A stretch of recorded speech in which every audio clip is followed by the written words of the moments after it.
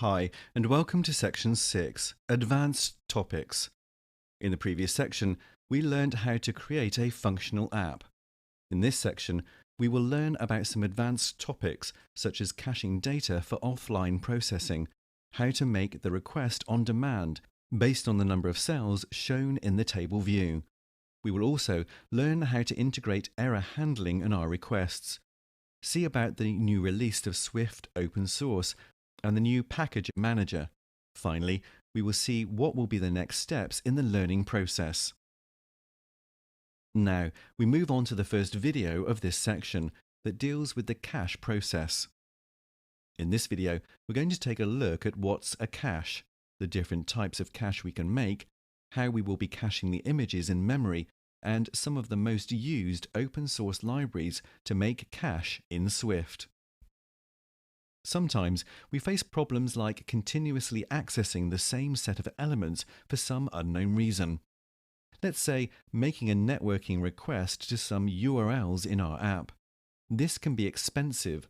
Instead of making a request over and over, we can save the result of the request made in some data structure like a dictionary, key value. Every time we need to access it, we first look up if it is stored in the dictionary. If not, we make a request and save it for an upcoming request. This is exactly the concept of a cache.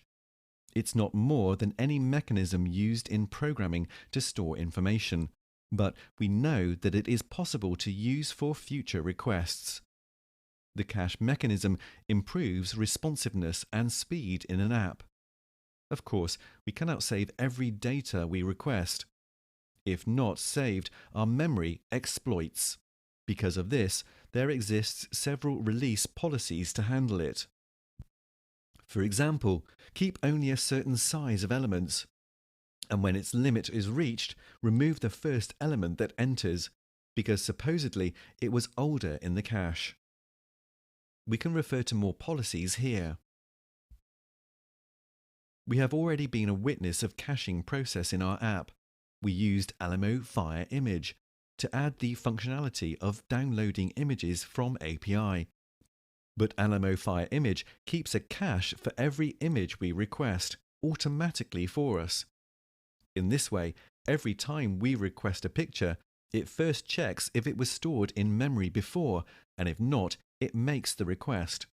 This work is very good and improves the responsiveness of our app, but it's saved in memory only using the NS Cache class supported for Apple. What if we want to close the app? If we lost the connection and we still want to keep the images open for offline use of the app, something like we do in Facebook and Twitter, for example. This kind of cache write information on disks to use it later in case of not being available.